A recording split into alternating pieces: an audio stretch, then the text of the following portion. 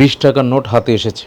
এই 20 টাকার নোটে আগে এখানে যে ছবিটা ছিল সেটা একটা মসজিদের ছবি ছিল, সেই মসজিদের বদলে এখন মন্দিরের ছবি আপনারা দেখতে পাচ্ছেন। এই যে এখন পরিবর্তন আনা হয়েছে, সেটাতে আমাদের কোনো আপত্তি নেই, কিন্তু মসজিদ সরিয়ে মন্দির বসানো হয়েছে। মসজিদ সরিয়ে দিয়েছে, আচ্ছা ঠিক আছে, কিন্তু মন্দির তো দেওয়ার দরকার ছিল না।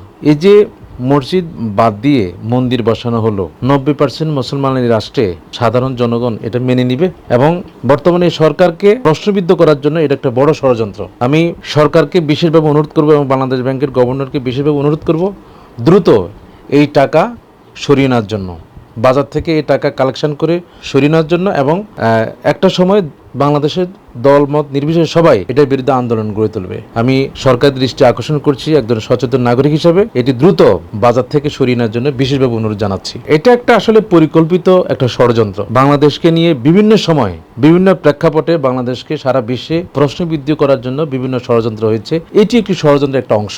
এখানে অনেক লোক, ঘুঘু পেঁচার মতো লোক বসে আছে যে বাংলাদেশকে নিয়ে ষড়যন্ত্র কখন এদেশের মানুষকে প্রশ্নবিদ্ধ করা যায়, ইসলামকে প্রশ্নবিদ্ধ করা যায় এবং সাধারণ মানুষকে খেপিয়ে তোলা যায় সারা বিশ্বের মানুষের কাছে, এবং বাংলাদেশকে সাধারণ মানুষকে প্রশ্নবিদ্ধ করা এবং ইসলামকে তারা মৌলবাদী হিসেবে আখ্যায়িত করার জন্য এটা বিশাল একটা ষড়যন্ত্র, যে এখানে কট্টরপন্থী রাজনীতি চলছে সারা বিশ্বে, এটাকে স্টাবলিশ করা, এটা হচ্ছে তাদের একটা মুখ্য উদ্দেশ্য থাকে।